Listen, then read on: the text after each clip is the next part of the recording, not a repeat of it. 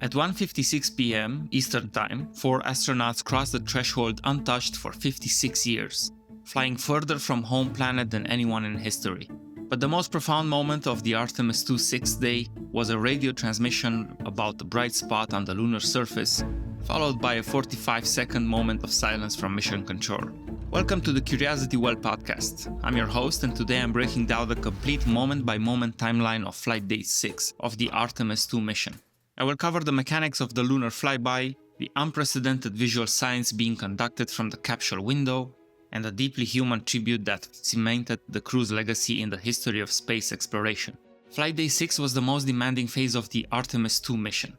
The crew initiated the lunar flyby, executing a trajectory that required absolute precision. I want to break down exactly how this sequence unfolded, starting early in the afternoon.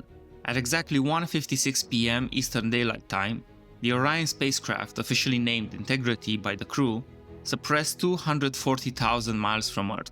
This mathematically broke the human spaceflight distance record set by Apollo 13 in April 1970. Shortly after this milestone, around 2 p.m., the mission shifted from technical triumph to raw human vulnerability. The astronauts were observing the heavily pockmarked lunar surface near the near-side-far-side boundary. They noted 2 unnamed craters and formally requested mission control for permissions to name them. Canadian Space Agency astronaut Jeremy Hansen took to the radio. His voice was noticeably thick with emotion. He first proposed naming the crater Integrity, honoring their spacecraft and the thousands of engineers on the ground whose mark made the mission possible. Then he described the bright spot on the moon, located just near west of the Glushko crater at the exact same latitude as the Ohm crater. Hansen stated, and I quote, "A number of years ago, we started this journey in our close-knit astronaut family and we lost a loved one. Her name was Carroll, the spouse of Reid, the mother of Katie and Ellie, and we would like to call it Carroll." Carroll Tyler Wiseman, Commander Reid Wiseman's wife, died of cancer in 2020. Following Hansen's transmission, the NASA broadcast captured the crew gathering into a group hug, visibly wiping away tears. Back on Earth, mission control in Houston fell completely silent. For 45 seconds, the radio was dead air. This silence speaks volumes to me. In an environment defined by constant chatter, telemetry readouts, and rigid protocol, the entire flight control team paused to process the immense grief and love suspended a 250,000 miles away. Finally, Capcom Jenny Gibbons keyed her microphone and replied, "Integrity and Carroll Crater. Loud and clear. Thank you." These names will eventually go down to the International Astronomical Union for official recognition. But for this crew, the tribute is already permanent. I find it remarkable that we send out our most rigorous, scientifically minded people into the void, and they respond by leaving a deeply human mark on the lunar map. Once Commander Wiseman regained his composure, the crew returned to the science timeline. They provided a running commentary to geologists in Houston, specifically noting distinct color nuances on the lunar surface.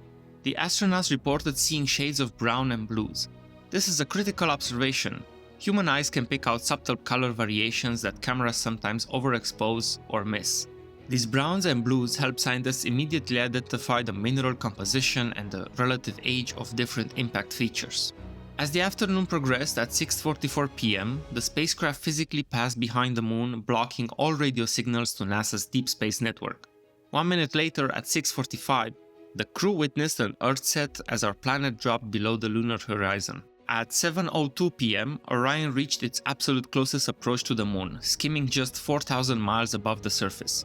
5 minutes later, at 7:07 p.m., the crew hit the absolute apex of their trajectory, a maximum distance from Earth of 250,000 miles. At 7:25 p.m., the spacecraft emerged on the opposite side of the moon. The crew witnessed an Earthrise, and the Deep Space Network required the signal, confirming the flyby was a complete success. The day's operation continued into the night. At 8:35 p.m., the crew utilized the specific orbital alignment. Orion, the Moon, and the Sun aligned perfectly, throwing the spacecraft into a prolonged solar eclipse. For about an hour, the crew watched the Sun disappear behind the darkened Moon, observing the solar corona in a complete unique lightning environment.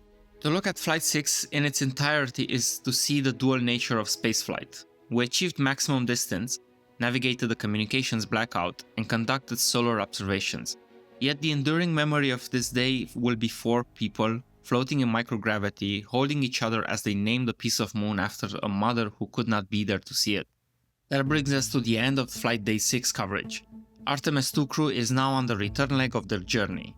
I want you to consider this topic as we transition from the Apollo's era focus on the initial exploration to the Artemis era's focuses on sustained presence.